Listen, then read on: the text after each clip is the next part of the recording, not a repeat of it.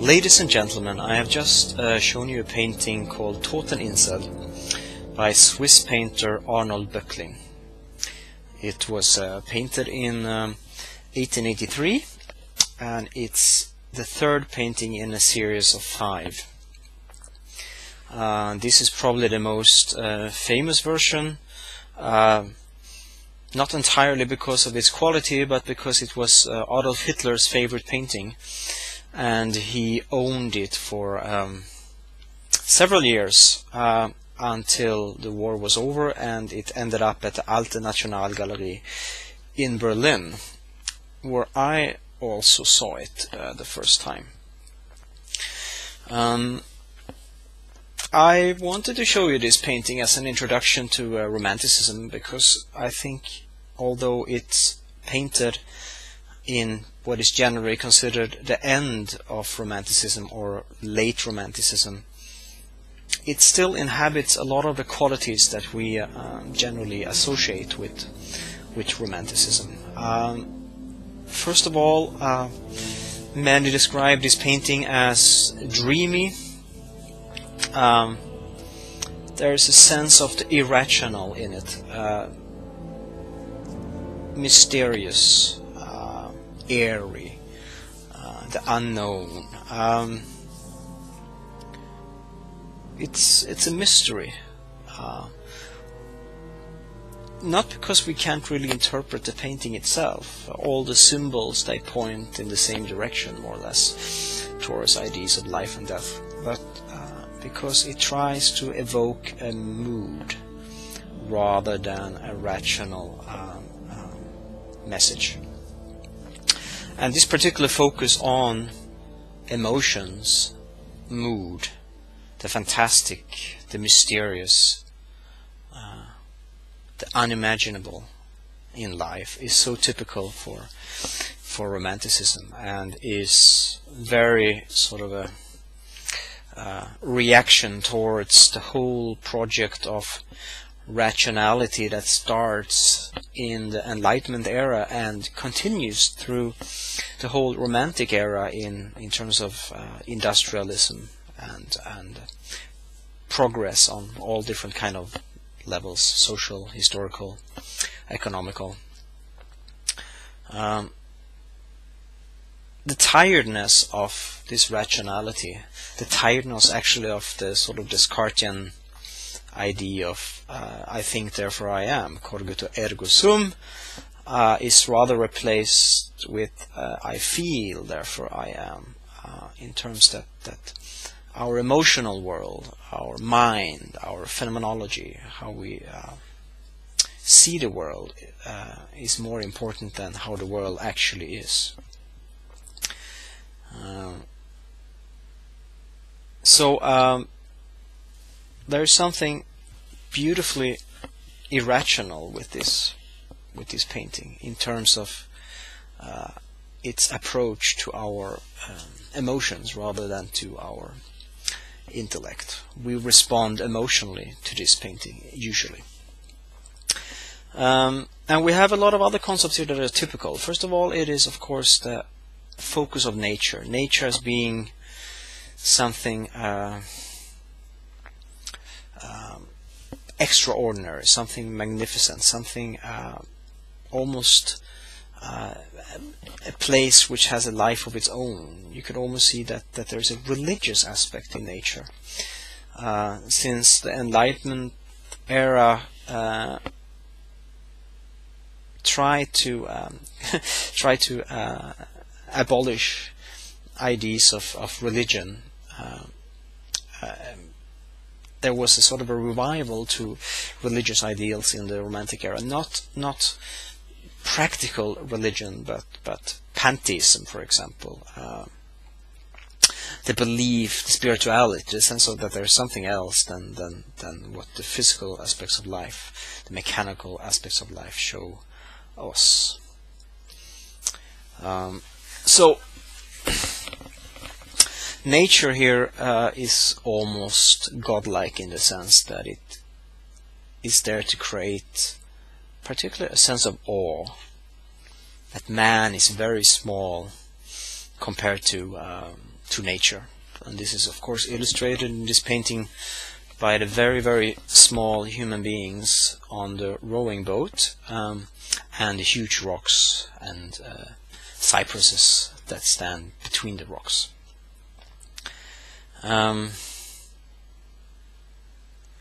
If you look a little bit closer as well on the rowing boat, you notice that the rowing person sits with the back towards us, which should suggest that he or she is actually rowing away from the island rather towards it. Of course, this is not the point of the painting. The point is that the boat is approaching the island of death.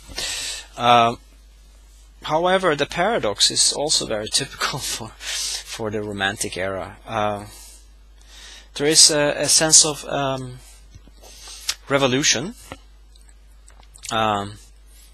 that is very much part of the French Revolution and the ideals of the French Revolution and the relationship to Napoleon Bonaparte. A feeling that we have to change the world into something else. At the same time, there is a very strong conservatism in the growing bourgeois in the 19th century.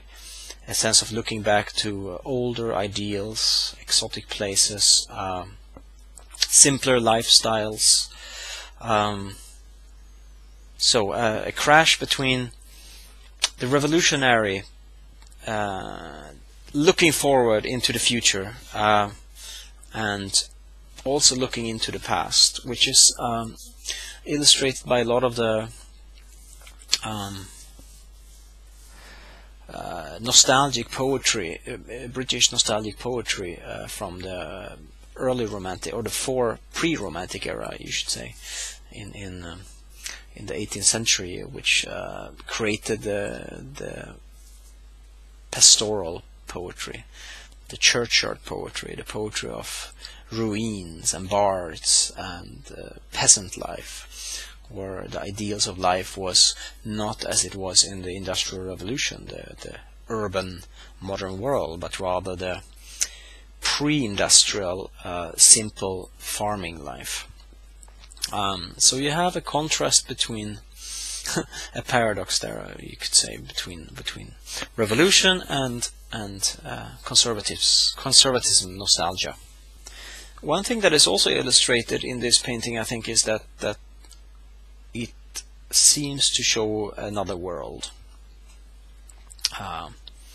Yes, the death landscape or whatever it is could be seen as another world, but there is an interest in other worlds, dream worlds, fantasy worlds, mental landscapes,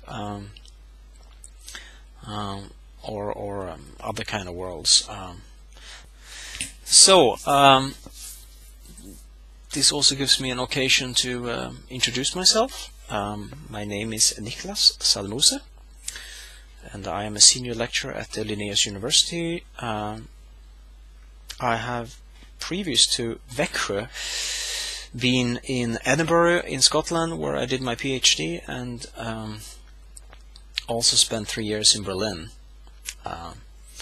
So I'm sitting in my office now. I have most of my books here behind me, and I have a little window here. It's not that small actually, but with a splendid view over the Växjö campus, and today is freezingly cold but very sunny, and it's a bright office, although there is some kind of automatic machine that controls the blinds here, so when it finally gets sunny, then the blinds go down automatically. It's almost like a Jacques Tati film.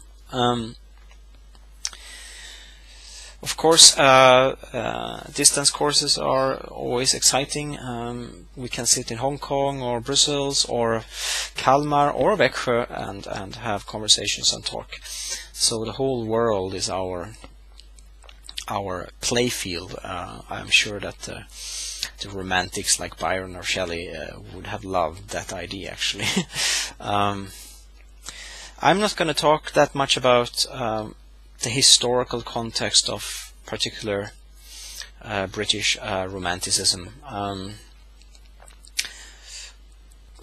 The idea of Romanticism is, of course, not so easy to define as all these kind of literary epochs, although critics tend to agree on that British Romanticism usually takes place between 1785 and 1830,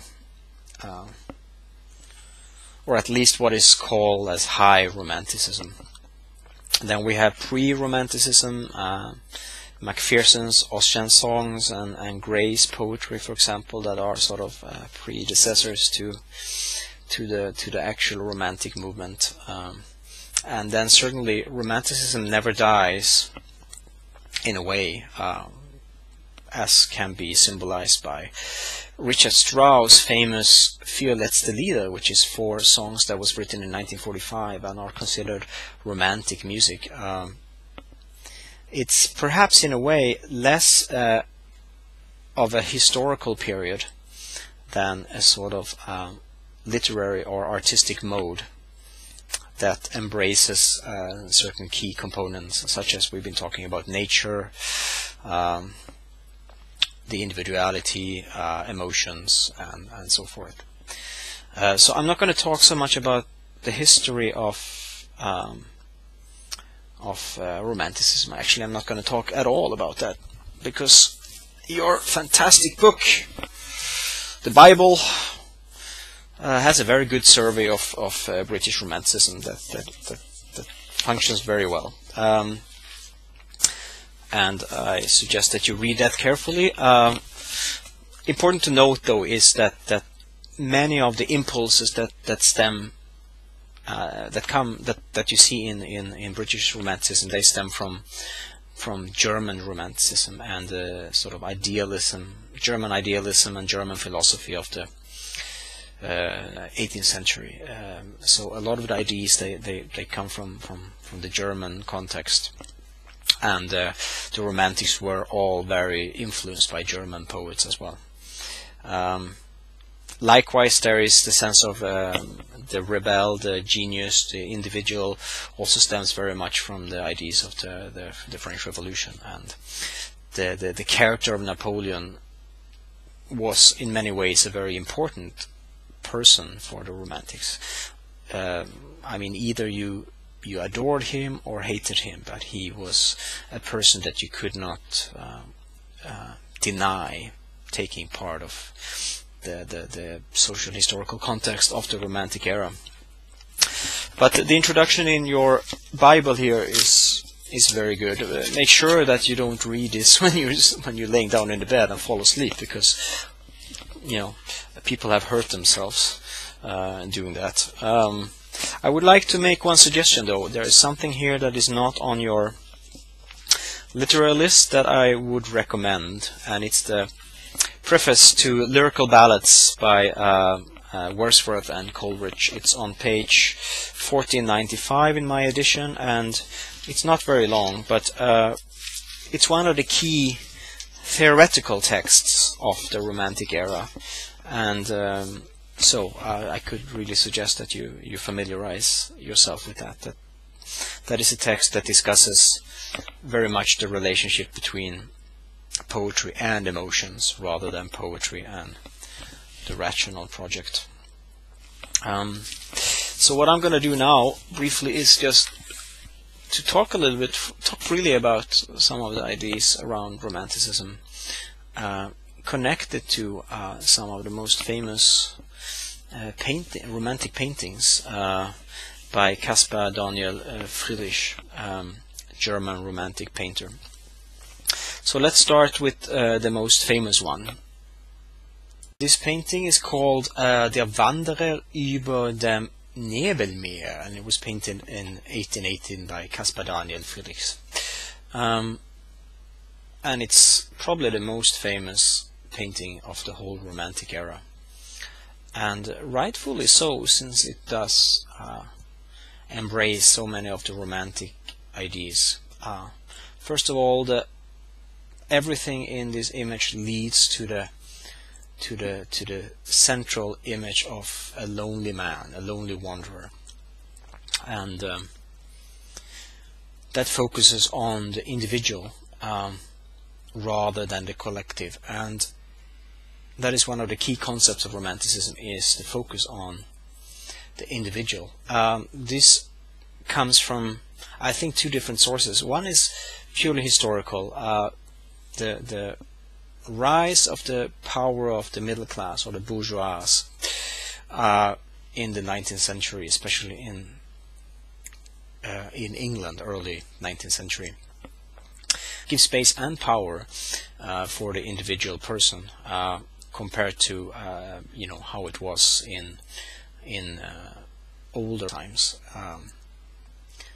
You had your opinion counted as an individual in terms of democracy, and we also start to investigate the individual. The idea of the child, for example, which is a concept that comes from pre-Romanticism and Rousseau, where the child suddenly is a small human being, an individual, very early, and deserves a lot of interest. The child is the father of the adult, as someone put it. The second thing is that when you talk about emotions and mood and other worlds and interior landscapes and more expressive styles, this naturally has to be filtered through some kind of individual imagination. So there is a focus to see things from the perspective of an individual, rather than the very common, sort of very omniscient view of things that was prevalent up until Romanticism. You also see that there's this longing look. Even though you don't see the wanderer's eyes, you can feel that he is looking forward to something, or backwards, we don't know, but he's in a state of contemplating on something. So you can see this paradox I talked about before. There's a longing to another place, and there is a sense of nostalgia in that as well. Furthermore, the majesty of this landscape of being mysterious, unknown, covered in fog and the waves of the ocean. It's a landscape, a rather violent landscape. It's a landscape not of tranquility, but of motion and emotion, and almost like the landscape have been personified in many ways. A typical romantic landscape where the emotions are very vibrant and very powerful. Well, the grandeur of the nature here is also emphasizing the aspect of awe, which is something we can relate to Immanuel Kant's concept of the sublime. Sublime being a certain kind of emotion that is triggered usually by overwhelming feelings, which was in Romanticism very closely connected to the idea of nature. This longing also illustrates a curiosity and interest in not only past times, but also other spaces. So it's not unusual that we come across exotic ingredients in the romantic poetry. There is a curiosity of the unknown, and you can see these exotic places in those days almost as different ontological spaces. Let's look at another painting here. This is another painting by Caspar David Friedrich called Die Lebensstufen from 1835. Of course, it connects to this idea of longing. boats going away, boats coming home, the ocean as a transition between one space and another, adventure and hope, belonging, life, death. All these dichotomies come together in the ocean and the horizon line here. Dreams, hopes. Again, fairly basic emotions that are triggered by this painting. Here, of course, the landscape is not as violent as it was in the previous painting. It's more calm, pastoral, relaxed. And even though Romanticism is a lot about vibrant emotions and expressive emotions, we also have a tendency to look into the nature as something calm, something original, something to return to, almost like a paradise.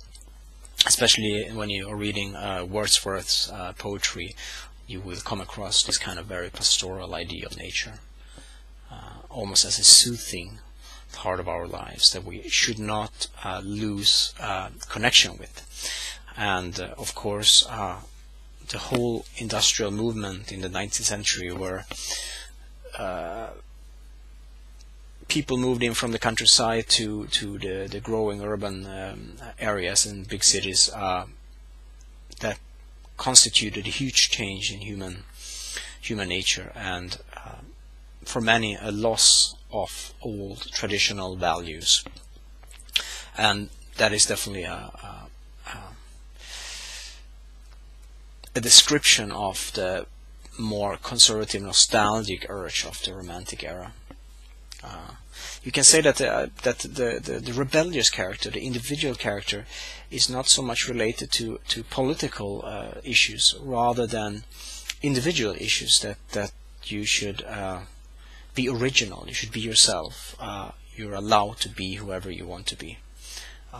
Kind of cliches that we take for granted today, but this was not all that obvious in the 19th century. This is another famous painting by Davies called Mann und Frau in Betrachtung des Mondes. Man and woman looking at the moon. Again, the use of nature in expressive terms. The tree in the foreground has almost fairy tale magic qualities in how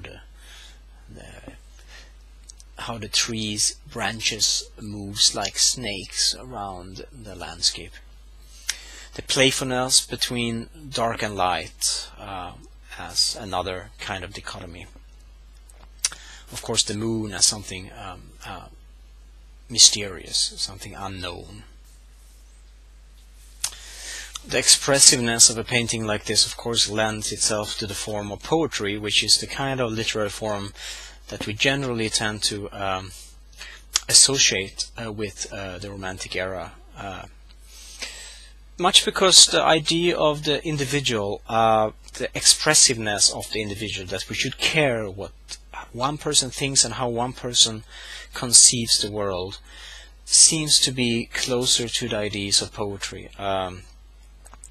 We can say that and as the Romantics did, they saw poetry as the mother tongue of humanity, that is the first kind of language that we can describe the world with that existed, and that's the only language that can create some kind of subjective truth, and therefore for a long time the poets of the Romantic era has always been the ones that has been most forefronted. Of course, there were female poets, but women in general in the 19th century wrote and translated a lot of novels as well. And as in this painting, you see a man and a woman. And in the 19th century, the Romantic era is definitely the century where women gain a forefronted position as authors and writers and poets. First very much in France, and then later in England and also in Sweden, actually. And it has to do with a growing interest in reading books. So the market grows. There's suddenly money to print books in rather huge editions. So you don't need to be dependent on a patron to be able to write. You can actually, for the first time, live off writing by selling a lot of books. And this benefits women, because the most readers in the 19th century are the middle class, the bourgeois women. So there is a huge market for novels, translations, and journals, magazines, different kind of newspapers, etc. So, where was I? There was a knock at the door, and I took the opportunity to grab myself a cup of coffee. And we were talking about the ladies, weren't we? Yes. I think perhaps one of the reasons why the novel didn't really have a high status then in the Romantic era was particularly because it was a female genre. And in that sense, of course, it never really gained the reputation, the critical reputation, until much later. But the novel was an important genre, even though it didn't gain that kind of critical attention. I mean, there was the growth of the historical novel, which symbolized the interest in both history, the past, and exotic places, adventure. Of course, we have, like we can see in this painting, the kind of dark Gothic feeling of the trees. So the birth of the horror story, the birth of the Gothic novel, certain kind of fantasies, science fiction, and other more specific genres that didn't exist before see the light for the first time during the Romantic era.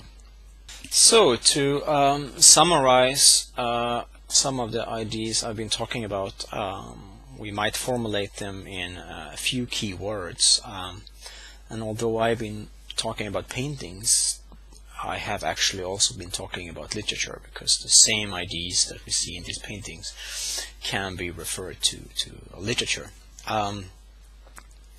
Key concept, of course, is individualism. The subjective individual perception of the world is interesting, and that we see time and history from an individual subjective perspective.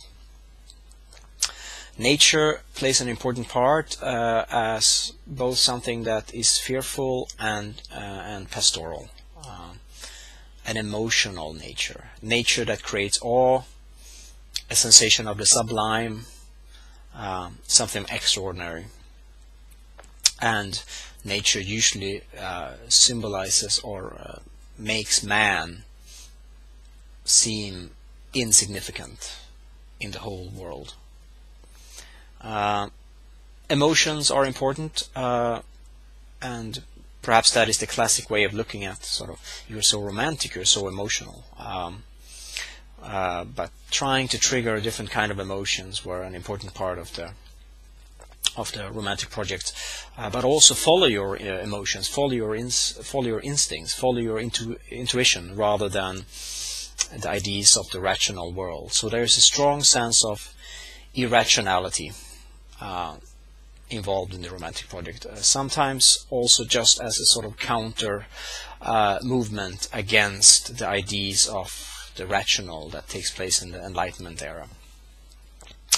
Aesthetics, the way the beauty of art is also emphasized in many ways.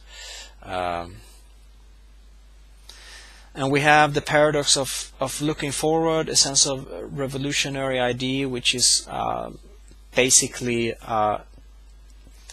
ideas of becoming individuals, of being allowed to be who you are, rather than a revolutionary idea in some kind of Marxist way, but also a very conservative, romantic, nostalgic longing for past times that are different than the times of industrialization. So there's a lot of paradoxes, and the paradoxes can also be seen as part of a very sort of eclectic aesthetics, which means that you mix a lot of different things. You could see the poem, or even more so the novel, as a like the Germans say, Allkunstwerk, a work of art that should sort of embrace all aspects of life and art. Poetry is its main form, since it seems to be closer to subjectivity and emotions, but there is also a strong growth, especially among female writers, of the 19th century novel and the creation of new different genres. Shelley claimed that Dante was a bridge thrown over the stream of time which unites the modern and the ancient world, and you could say something similar about Romanticism. It is in many ways a passage from some very old ideas about philosophy and history and the world, and a very sort of more subjective oriented way of looking at things.